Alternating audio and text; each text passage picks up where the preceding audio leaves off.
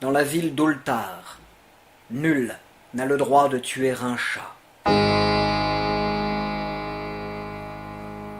Dans la ville d'Ultar, chacun connaît et respecte cette loi.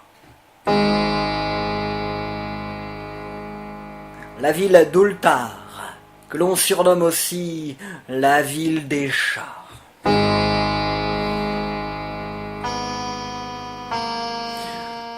Lorsque l'on voit une de ces boules de poils se lever devant une cheminée ou chercher un coin de lumière aux abords d'une fenêtre, nul n'aurait l'idée de leur faire du mal. Mais lorsque certains soirs, ils jouent la sérénade ou se battent en pleine rue à coups de griffes et de crachats, il est possible que certains aient l'envie de leur tordre le cou.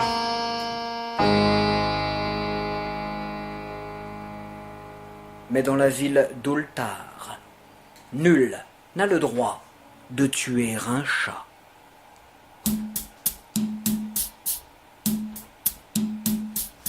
En ce temps-là, à cette époque-là, avant que cette loi ne fût gravée sur la table des lois, les chats circulent en toute tranquillité dans la ville. Il n'y a pas une ruelle, une rue ou une placette qui ne soit occupée par quelques félins.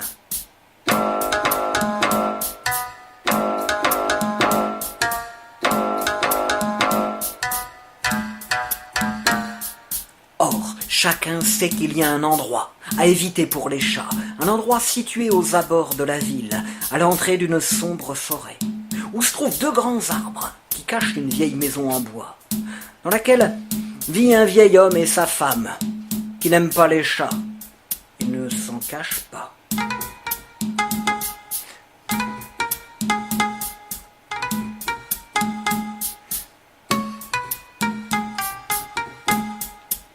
Si par hasard un chat s'aventure dans ce coin-là, pour sûr, on ne le revoit pas. Et si un curieux propriétaire s'approche de cette maison pendant la nuit, pour sûr, il entend d'effrayants miaulements.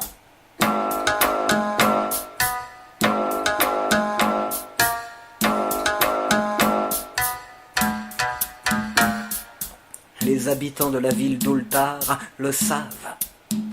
Mais ce sont des gens paisibles. Ils ne cherchent jamais querelle. Ils ne dénoncent pas, ils ne se vengent pas. Ils s'arrangent juste pour qu'aucun chat n'aille là-bas.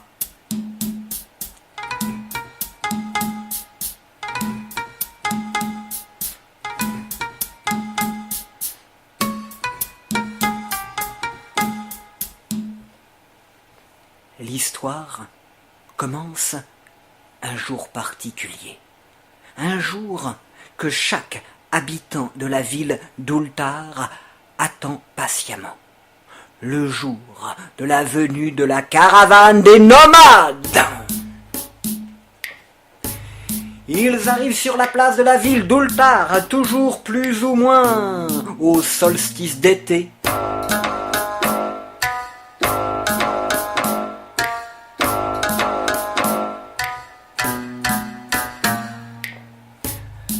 Souvent en période de pleine lune. Leurs caravanes sont bariolées de couleurs chaudes et sombres sur lesquelles sont peintes des créatures imaginaires, extraordinaires. Les nomades ont la peau noire ou tannée par le soleil.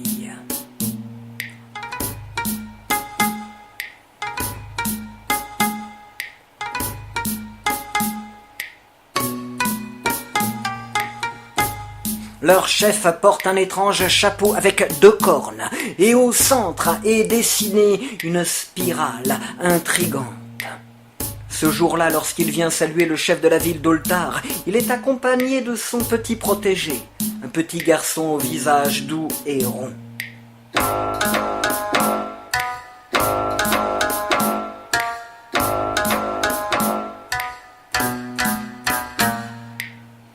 La vie lui a enlevé père et mère. Alors le chef des nomades l'a pris sous son aile. Ne sachant comment assécher ses larmes et apaiser sa tristesse, et en souvenir Des jours passés dans la ville des chats, le chef des nomades lui a offert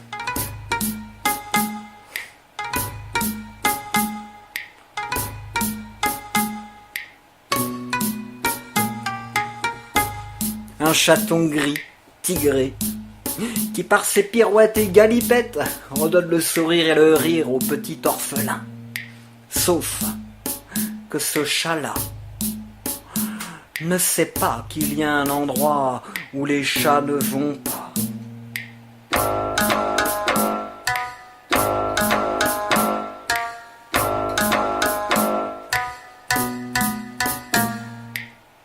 Le lendemain matin, le chaton gris, tigré, du petit garçon a disparu. Les habitants de la ville d'Ultar et les nomades se mettent tous à la recherche du petit félin. Mais personne ne le retrouve. Alors le soir venu, tous les nomades se regroupent autour de leur chef, au centre de la place. Le chef porte son étrange chapeau avec 2 cornes, et en son centre cette spirale intrigante. Et tous ensemble, ils entament un chant. Un chant inquiétant, un chant angoissant. Tous les nomades sont assis sur le pavé de la place de la ville d'Ultar.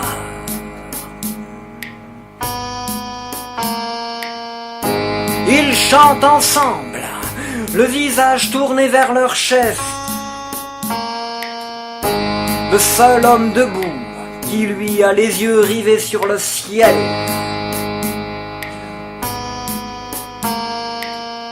Qui se charge de nuages. Nuages qui forment peu à peu des images. Images qui semblent être des mirages. Mirages qui se dissipent peu à peu.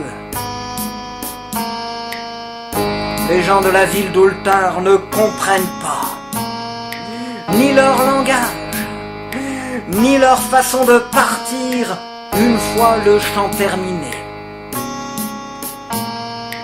Oui, les nomades remballent déjà.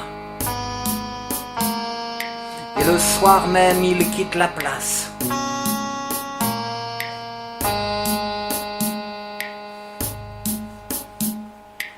On ne les a jamais plus revus dans la ville d'Ultar. Le lendemain matin, certains habitants de la ville d'Ultar sont déçus de ne pas avoir eu le temps de faire leurs achats. D'autres sont plutôt contents que cette affaire se soit terminée sans affrontement. Chacun y va de son commentaire ou de son interprétation. Puis peu à peu, ils s'aperçoivent que dans les rues, ruelles ou placettes, il n'y a plus un seul chat.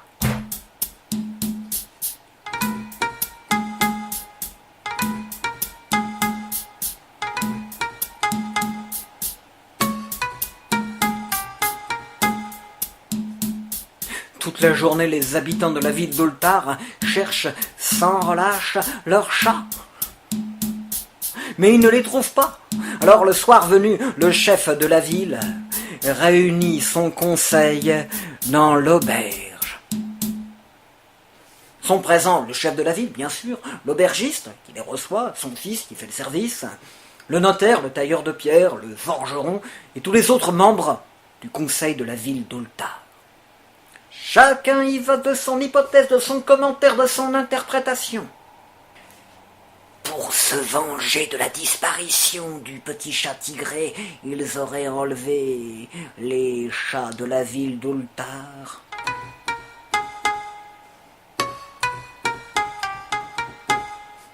Peu probable. Il aurait fallu bien plus de caravanes pour embarquer toutes ces félines créatures. Non, le chef de la ville refuse cette hypothèse. Et si cette prière était une sorte d'étrange sortilège ?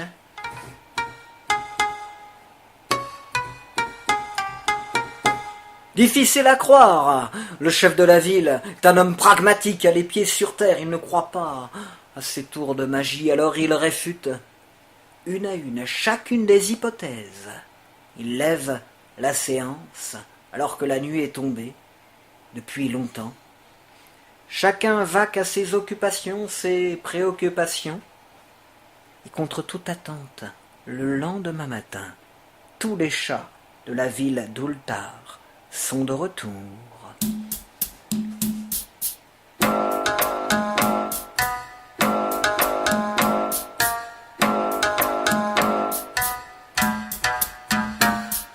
Les habitants de la ville d'Ultar sont ravis de retrouver leurs chats. Ils leur proposent de l'eau, du lait, de quoi manger. Mais semblant rassasiés et épuisés, les chats se contentent de passer une journée à dormir, bâiller, ronronner, ne rien faire. Une journée de chat.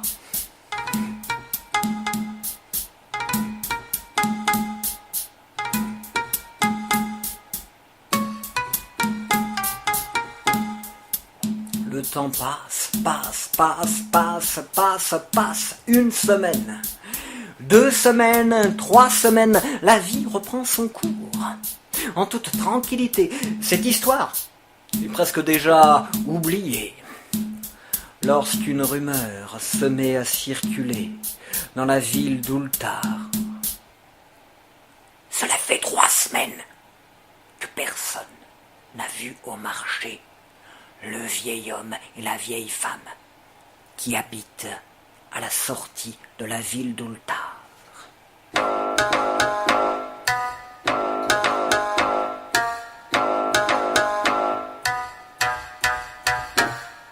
Alors le soir venu, le chef de la ville réunit son conseil, une fois de plus dans la cave de l'auberge, comme est de coutume. Sont présents le chef de la ville, bien sûr, l'aubergiste qui les reçoit avec son fils qui fait le service, le notaire, le tailleur de pierre, le forgeron, bref, tout le conseil de la ville d'Ultar.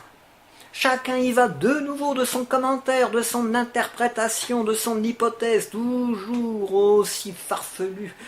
Le chef de la ville, un homme pragmatique, à les pieds sur terre, n'en peut plus d'entendre de telles fadaises. Il réfute toutes les hypothèses.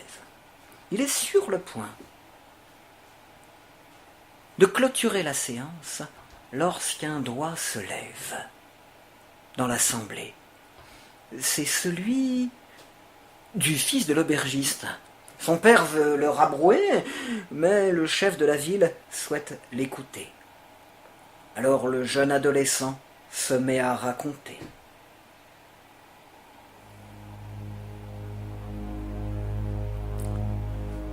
Je me souviens de ce jour-là. J'étais de corvée. Je devais aller chercher de l'eau au puits. J'avais oublié de le faire. Je m'étais dit que je le ferais le lendemain matin. Mais comme le conseil s'est réuni dans la cave, l'eau manquait.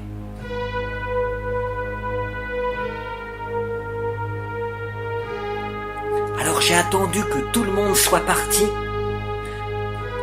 J'ai profité de la lueur de la pleine lune et je me suis précipité en direction du puits.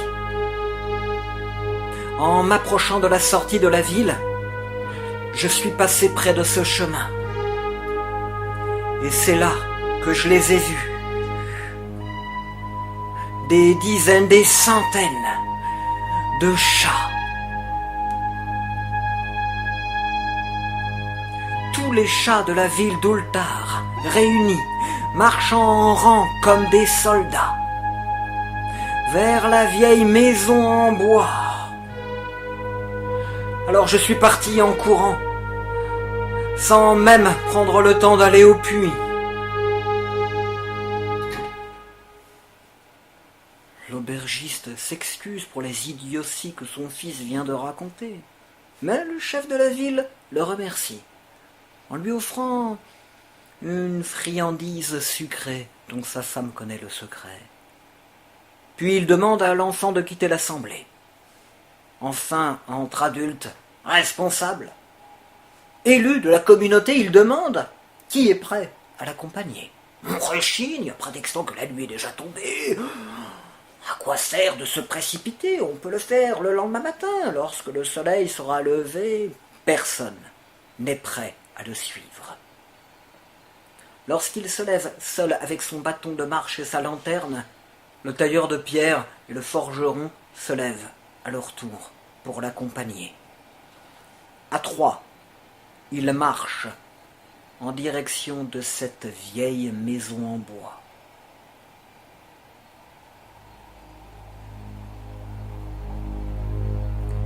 Ils parcourent le long chemin quittant la ville d'Ulthar.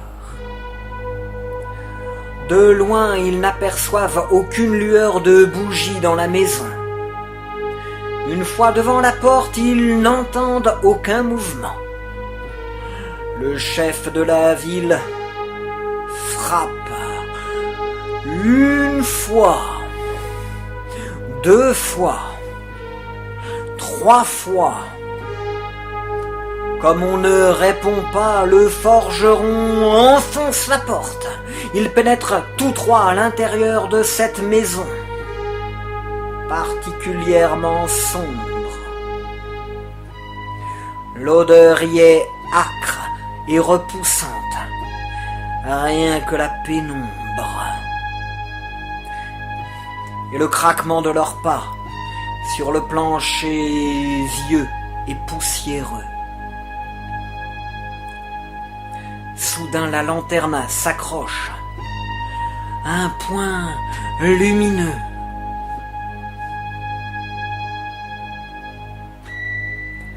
Il s'approche et découvre deux squelettes blancs, parfaitement nettoyés, sans une trace de peau ou de chair. En approchant sa lanterne, le chef de la ville découvre que le sol est recouvert de dizaines, de centaines, de milliers de scarabées. De dizaines, de centaines, de milliers de scarabées.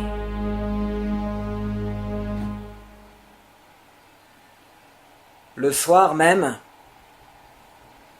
le chef de la ville d'Ulthar fait écrire une nouvelle loi. Le notaire la rédige, puis le tailleur de pierre la grave dans la table des lois. Dans la ville d'Ulthar, nul n'a le droit de tuer un chat.